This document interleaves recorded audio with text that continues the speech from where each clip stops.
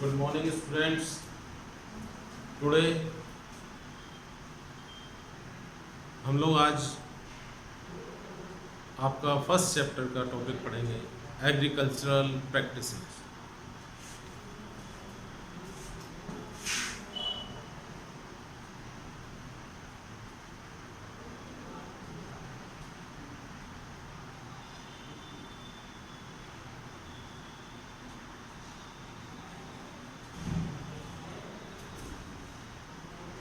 In this topic हम लोग पढ़ चुके हैं, इस टॉपिक में हम लोग पढ़ चुके हैं कि एक किसान को खेती करने के लिए, फसल पैदा करने के लिए, प्रोड्यूस करने के लिए कौन कौन सी एक्टिविटी करनी पड़ती है। तो एक फार्मर को एग्रीकल्चर करने के लिए बहुत सारे स्टेप फॉलो करने पड़ते हैं, जिसमें सबसे पहला स्टेप है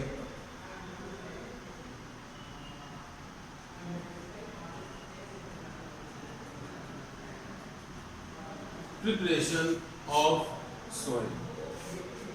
कहने का मतलब सबसे पहले उसको मिट्टी को तैयार करना है, खेत की मिट्टी को उसको तैयार करना है कि वो फसल के लिए तैयार हो।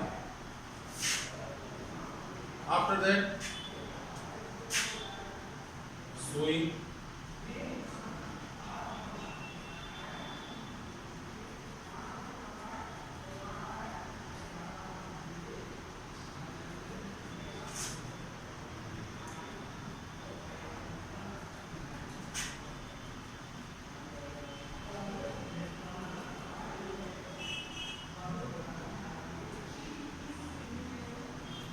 adding manure and fertilizers।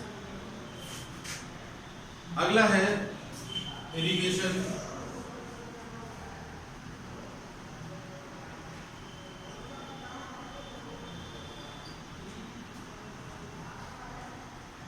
Irrigation मतलब सिंचाई।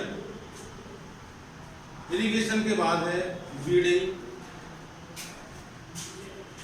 फिफ्थ पॉइंट है वीडिंग। सिक्स्थ पॉइंट है crop protection.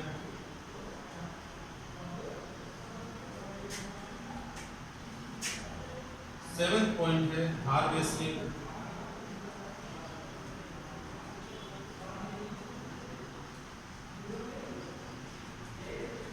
And threshing. Last step है स्टोरेज ऑफ।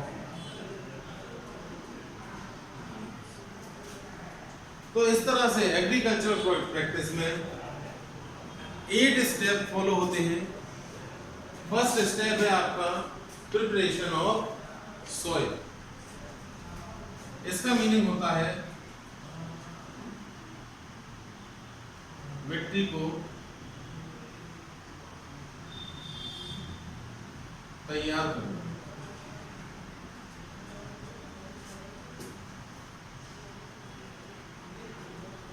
मिट्टी को तैयार करने के बाद नेक्स्ट स्टेप आता है, सेकंड स्टेप आता है इसका सोइंग। सोइंग को बोलते हैं हम बिजाई या बुआई।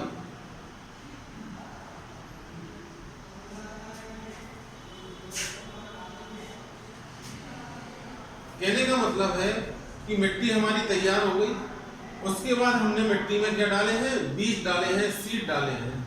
और इस सीड डालने की प्रोसेस को, बीज डालने की प्रोसेस को बोलते हैं सोइंग, जिसको हिंदी में हम बोलते हैं बिजाई या बुआई। उसके बाद जब बीज, सीड हमने सॉइल में डाल दिया, उसके बाद सीड जर्मिनेट होता है। और सीड जर्मिनेट होता है तो उसको प्लांट को ग्रोथ करने के लिए, सीड जर्मिनेट होने के बाद में पौधे को ग्रोथ करने के लिए, प्लांट ग्रोथ के लिए उसमें मिनरल्स और न्यूट्रिएंट्स की उसको आवश्यकता होती है प्लांट को ग्रोथ के लिए।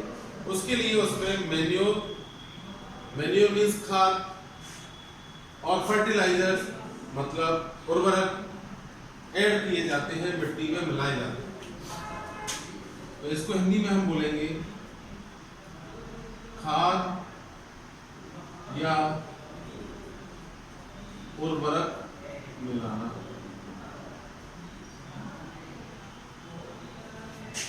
फोर्थ स्टेप है इरिगेशन। इरिगेशन जिसको हिंदी में हम बोलेंगे सिंचाई। प्लांट के लिए, ग्रोथ के लिए मिनरल्स के बाद किसकी जरूरत होती है? वाटर की। तो वाटर सप्लाई के लिए, उसकी वाटर सप्लाई के लिए पौधे के लिए क्या की जाती है? इरिगेशन की जाती है। एग्रीकल्चर प्रैक्टिस का फोर्थ पॉइंट हो गया आपका इरिगेशन। फिफ्थ पॉइंट है बीडिंग। बीडिंग होती है, बीडिंग को बोलते हैं खरपतवार को हटाना। खरपतवार को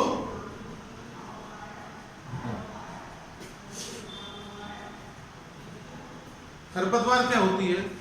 बीड का मतलब होता है खरपतवार। इसका मतलब हमने जो फील्ड में जो क्रॉप प्रोडक्ट की है, क्रॉप प्रोड्यूस की है, उसके अलावा जो और दूसरे प्लांट है, it means unwanted plants, undesired plants in field are called weed. और उनको हटाना, रिमूव करना,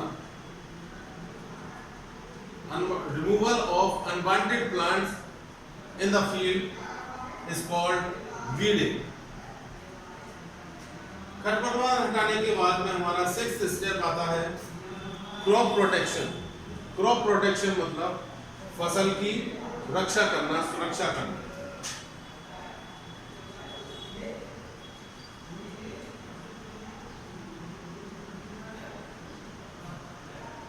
फसल को बचाना। अब क्रॉप प्रोटेक्शन के लिए कई रीजन हो सकते हैं। जैसे कई बार फसल में जब हम एग्रीकल्चर करते हैं तो उस टाइम फसल में कीड़े लग जाते हैं, और दूसरे अन्य बहुत सारे रीजन्स होते हैं, उनसे हमारी फसल को, जो मैच्योर क्रॉप है हमारी, उसको हटाना। तो ये क्या कहलाता है? Crop protection. After that seventh step आता है एग्रीकल्चर प्रैक्टिस का हार्वेस्टिंग। हार्वेस्टिंग का मतलब है कि फसल को, जो फसल हमारी तैयार हो गई है पककर, उसको कटाई करना, और उसको कटाई करने के बाद में, हार्वेस्टिंग का मीनिंग होता है फसल को कटाई करना, और उसके बाद में ट्रैक्टर में, थ्रेशर मशीन में ट्रैक्टर के साथ अटैच होती है थ्रेशर मशीन, उस थ्रेशिंग मशीन में उनको डालना, जिसमें से एक साइड से तो सीड ग्रेन निकलते हैं, उस क्रॉप के ग्रेन्स निकलते हैं, और दूसरी साइड से चारा निकलता है, वेस्टेज पदार्थ निकलता है। वह चारा, वह जो वेस्टेज पदार्थ निकलता है, वो हमारे जानवरों के भोजन के रूप में काम में लिया जाता है। तो इस तरह से हमने मिट्टी को तैयार किया, बीज की बुआई की, उसमें खाद और फर्टिलाइजर डाला, फिर उसमें पानी दिया, सिंचाई की, उसके बाद उसमें से जो खरपतवार थी उसको हटाया, क्रॉप प्रोटेक्शन की, फसल की रक्षा करी हमने, और जब फसल बिल्कुल पककर तैयार हो गई उसको कटाई की, और फिर थ्रेशिंग मशीन में डाला। थ्रेशिंग मशीन में डालने के बाद में हमको क्या मिल जाते हैं? ग्रेन्स मिल जाते हैं, दाने मिल जाते हैं, अनाज के क्रॉप ग्रेन्स मिल जाते हैं। उन क्रॉप ग्रेन्स को हम थैलों में, बोरीज में कट्टे में इकट्ठा करके उनको हम घर पर रख लेते। तो ये सारे जो स्टेप है, ये सारी जो प्रोसेस है, ये एग्रीकल्चरल प्रैक्टिसेस के अंदर आती है। अब एक एक करके मैं एक एक पॉइंट को एक्सप्लेन करता जाऊं one by one. First step आता है मेरा प्रिपरेशन ऑफ सॉइल। तो प्रिपरेशन ऑफ सॉइल करने में हम क्या यूज में लेते हैं? हम यूज में लेते हैं, ओल्ड मेथड तो हमारा होता था, ओल्ड मेथड में फार्मर जो होता था वो जानवरों की हेल्प लेता था, एनिमल्स हेल्प लेता था, और उसके बाद में जानवरों के से अटैच कर दिया जाता था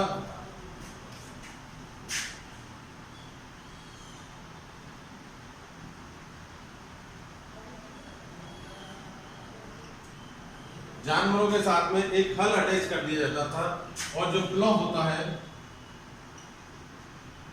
वो कैसा होता है, ट्रायंगुलर शेप होता है।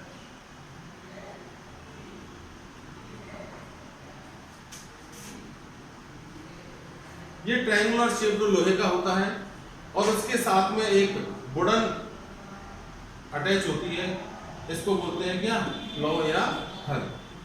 इसको जानवर के साथ में अटैच करके और जानवर को आगे के लिए हाँका जाता था, और फिर जब मिट्टी वो अपने जैसे जैसे जानवर आगे बढ़ता जाता था वो अपने साथ में मिट्टी को जमीन में से निकालता हुआ चलता था। मॉडर्न टाइम में यही काम प्लगिंग जो है वो ट्रैक्टर्स के द्वारा किया जाता है। ट्रैक्टर में भी साथ में प्लो अटैच होता है और ये वही प्रोसेस फॉलो करता है। तो मॉडर्न टाइम में मशीनरी की सहायता से ये काम आसान हो गया। पहले फार्मर को खुद को जानवर एनिमल्स के साथ में इन्वॉल्व होना पड़ता है। तो इस तरह से हमारी जो मिट्टी है वो कैसी हो जाती है,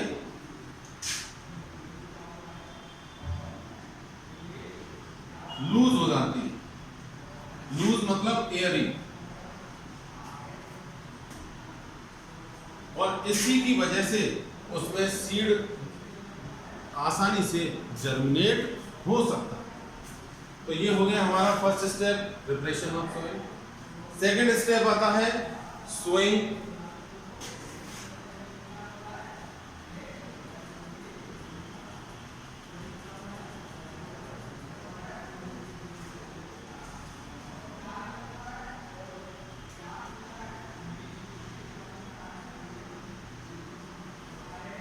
तो पहले जो किसान होता था, पहले का जो किसान था वो अब सारे काम खुद से करता था, अपने हाथों से करता था, और हेल्प के लिए जानवर की हेल्प लेता था। बिना किसी मशीनरी के वो एग्रीकल्चर करता था। तो सोइंग भी वह अपने हाथ से करता था। सीड ग्रेन को अपने हाथों में ऐसे लेता था, एक बर्तन में इकट्ठा करके, और इस तरह से अपने हाथ से ऐसे फेंकता था। तो कहीं पर तो ज़्यादा बीज गिर जाते थे, कहीं पर कम बीज गिर जाते थे। तो मतलब जो बीज जर्मिनेशन, सीड जर्मिनेशन है वो फील्ड में कहीं ज़्यादा कहीं कम हो जाता। इसकी कमी को दूर करने के लिए जब मशीनरी की हेल्प लेने लगा फार्मर, तो ट्रैक्टर के साथ में जैसे जैसे खेत की जुताई होती जाती है उसके साथ में सीड ड्रिल होता जाता है, और सीड ड्रिल मिट्टी में अंदर गहराई तक जाता है, और वह सीड पूरे खेत में एक सेम लेवल पर बराबर के धरातल पर वह बीज पहुंचता है, और एक जैसी हाइट के पौधे जर्मिनेट होते हैं। ठीक, इसके बाद में आपका थर्ड पॉइंट आता है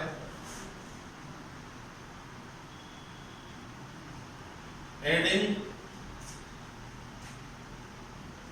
मैन्योर और फर्टिलाइजर। मैन्योर जो है वो खाद को बोला जाता है। किसको बोला जाता है भैया? खाद को। ये ऑर्गेनिक वेस्ट है। मैन्योर जो है वो ऑर्गेनिक वेस्ट है। किसका? प्लांट और एनिमल्स। ये डिकम्पोज होता है,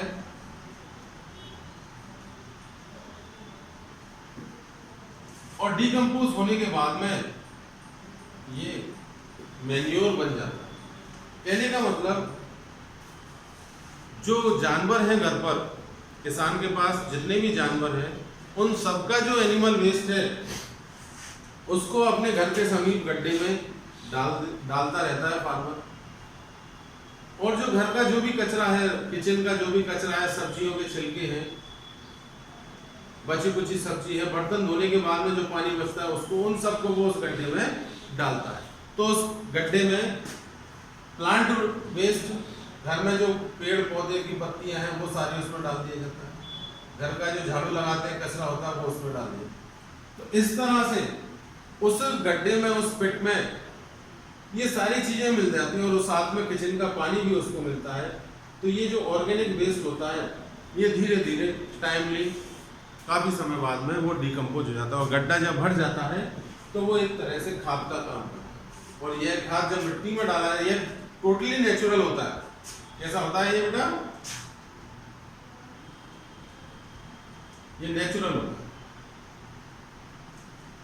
इसलिए सॉइल के लिए हेल्दी रहता है, सॉइल फर्टाइल होती है।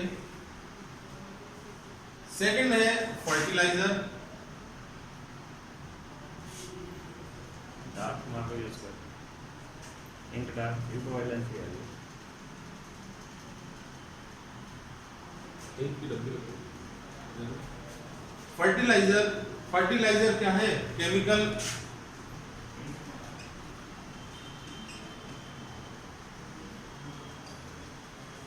तो मैन्योर तो नेचुरल था और फर्टिलाइजर कैसा है बेटा?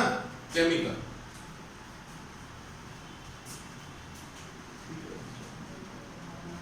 Thank you.